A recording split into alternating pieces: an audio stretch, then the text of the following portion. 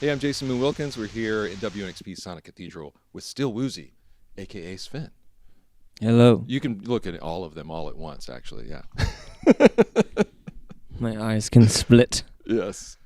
I'm so happy to be in your presence. I've been in the presence of your music quite a bit. Thank you so much. This new record is great. Thank Love Seat. It's the second full-length album for you, Mhm. and you're someone who, as an artist, you've come out at a time where the album as an idea has even been questioned. You know, do you need to do them? And I think you write such wonderfully self-contained, little universes of songs too, so they could just be out there by themselves. Putting out a record, like, what does the album format do for you creatively? I think the album kind of allows me to experiment more. There's not a lot of songs on that album that I feel like maybe aren't like the most singly kind of songs. Yeah. But they're all like things I love like dearly, and like I think just having 12 tracks can give me more freedom to just like explore all the things I want to explore, really. Yeah. So Love the song Houston, by the way. Thank you. Big fan of Big Fish. I know Thank you you. recently became a parent, and Yeah. that song's about your dad. yeah, It's an experience I've had talking to other artists and songwriters, that parenthood does sometimes open up these other avenues of inspiration and even subject matter. Have you found that to be true? I mean, I wouldn't say that like having a kid made me write the song about my dad. I think Yeah. I wrote that one before he was born, but I think just like, family is something that's so deep, and like all the things that go with that, there's just emotions are just really raw, and so those are usually the sources of inspiration for songs for me. But I've also to go back to your actual question, I have written a song about being a father, and I've written a song about my son, which I actually love. I don't know when it's going to come out, but Right. so yes and no. It can be difficult, Yeah. especially when you've sort of set up a certain aesthetic, and Yeah. like, okay, is this fit in? With Yeah, any of this? totally. Yeah. I know, it's like that's why the album is perfect, but so I can just like throw on all the weird songs that, they would fit next to something more mainstream or whatever. Yeah.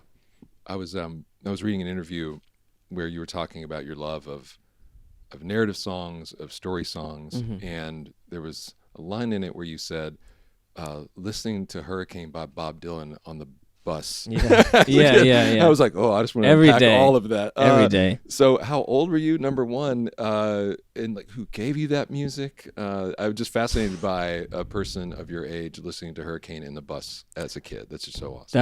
That was middle school. Yeah? So I was like 11, 12. And I have no idea where it was, like maybe LimeWire or something. Like you just download a bunch of LimeWire stuff, and then you'd be like, okay, I guess I'm listening to this song, and it's like all the names are wrong and everything's like not labeled right and stuff. But You thought you were listening to something like yeah, I thought I was Supercurrent. listening You're to like man. Seether or something Yeah. like that. It was Bob Dylan. No, but that was like I remember that so clearly.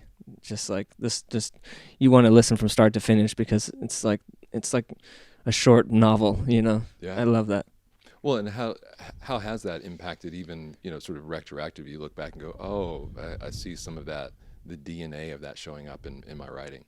I think it like took a while to come out. I think like as when you explore like your own sensibilities, like there's a lot to unpack there, obviously. So I knew for this new record I didn't want to do the same things as I had done in the record before, so I just like was kind of like dove a little deeper, I guess. Yeah. And that's what came out. I don't know. Yeah. Also, it's just something I'd never done, really. And I've just always admired it and admired people that can do that. So I'm always trying to get better as a writer. Like, it was a good kind of thing for me to try. I love the move. There is a lack of it. Maybe you come to Nashville and it'll help get rid of some of the lists. I call them list songs, I'm country because XYZ. We need some more story songs here. Yeah. So, Yeah, hell yeah. And speaking of which, so you talked about, in a different interview about that you don't always love collaborating because you feel like you lose a little bit of yourself, Yeah. you know, in that setting. You know, co-writing is such a huge thing. Features, Yeah. it's a marketing ploy at Yeah, some yeah. you know point. Totally. Do you feel any pressure to cast that net right now? Yeah.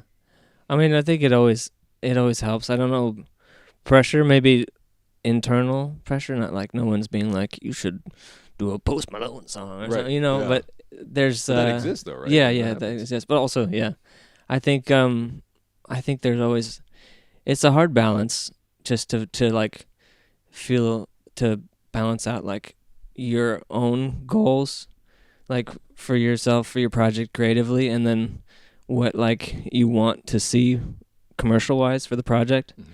You know, because like if I was just focused on like making the most commercial music possible, I probably would have maybe tried harder to seek out more collabs and done more things. But also, you have to feel good about the songs that you put out at the end of the day. You have to stand behind them.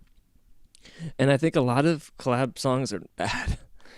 You know, it's like feels like copy and paste. Like they just like cut out a section of your song and then just like put it in there, and it just feels like a Frankenstein sort of thing, which I don't think serves. It's like it's too obviously a marketing ploy, you know, and that kind of rubs me the wrong way sometimes.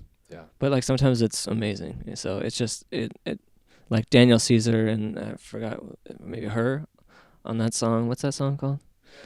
Best part, yeah, like that. I think that was like a really natural collaboration that was like beautiful, you know, and they made the song together. I think I heard like something like that. I feel like, you know, that's it was like an amazing success for both artists, and like an amazing, like the commercial and the artistic vision were like merged together, and I think that was the best case scenario probably for that. Yeah. So something like that would be great, but it's kind of few and far between. Yes, I think. you're right. I mean, we get a lot of those, and sometimes it's like you get excited as a fan, thinking, "Oh, what will these two things sound like together?" And I think maybe they could have like just kept that to themselves. Yeah, it's true. Like, it's this is true. an experiment. This is fun. Okay, Yeah, maybe we don't. it's true. It's true. Well, last question. We are in Nashville, and I'm always amazed at the random connections people have here. You may or may not have any, but I'm wondering, you know, do you have any connections, music, family, or the other, or any experiences from coming through town before? Super hot. Huh? It's really hot here. Is that your I have main a connection experience? to to being hot. Yeah, and yes, that is an experience. I don't do well in heat. Yeah. I like. So you're saying you've been here and you've got the hell out really quickly. Yeah. Yeah.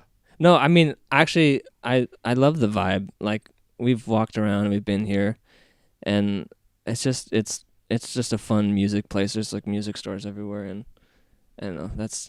I think we've got chicken wings a bunch of times here. Nice. Checking off the boxes. Yeah, but I've mostly just been in Nashville, like in the capacity of like a touring musician. So you don't really know what it's like. You get off the bus and you're like, you know, bus is like temperature controlled, and then you're like, oh my God, where am I? Yeah. You have no idea. So it's like I don't know Nashville at all, really.